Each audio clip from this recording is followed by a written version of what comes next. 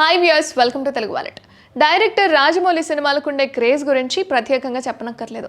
ఆయన తెరకెక్కించే మూవీస్ కోసం movie lovers ఎంతో ఆసక్తిగా వెయిట్ చేస్తూ ఉంటారు కదా. ఇప్పటికే బాహుబలి, RRR సినిమాలతో చరిత్ర సృష్టించిన మన జక్కన్న ఇప్పుడు వారణాసి సినిమాను అత్యంత ప్రతిష్టాత్మకంగా తెరకెక్కిస్తున్నాడు. 2024లో మొదలైన ఈ మూవీ షూటింగ్ ఇప్పుడు శరవేగంగా జరుగుతుంది. ఇన్నాళ్ళు SSMB 29 వర్కింగ్ టైటిల్ ఉండగా గతేడాది నవంబర్లో టైటిల్తో పాటు గ్లిమ్స్ సైతం రిలీజ్ చేశారు.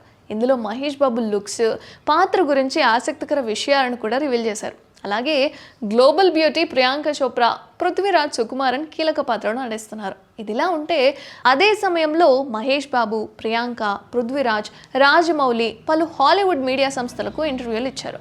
ఇప్పుడు వాటిని రిలీజ్ చేశారు కూడా. 15 ఏళ్ల క్రితమే వీళ్ళిద్దరూ కలిసి పనిచేయాలనుకున్నారట.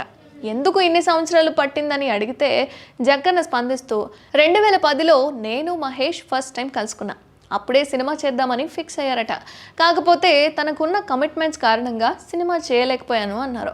6 నెలల్లో ఈగ తీద్దాం అనుకుంటే 2 ఏళ్ళు పట్టిందని, ఆ తర్వాత 2 ఏళ్లలో బాహుబలి అనుకుంటే 3 ఏళ్ళు పట్టిందని, కరోనా కారణంగా RRR చాలా లేట్ అయింది అని, అందుకే మహేష్ బాబుతో సినిమాకు చాలా ఆలస్యం అయింది అని చెప్పుకొచ్చాడు జక్కన్న. ఇక వారణాసి సినిమా దాదాపు 3 గంటల నిడివితో ఉంటుందని క్లారిటీ ఇచ్చాడు.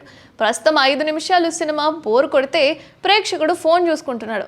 అలా కాకుండా ఉండేందుకు ప్రేక్షకుడు సినిమా చూస్తూ ఉండిపోవడం అంటే పెద్ద సవాలే కదా.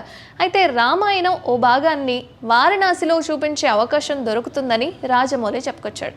ఈ చిత్రాన్ని ఏప్రిల్ 7న ఉగాది సందర్భంగా పాన్ వరల్డ్ స్థాయిలో సినిమాను విడుదల చేయబోతున్నట్లుగా చెప్పుకొచ్చాడు జక్కన్న.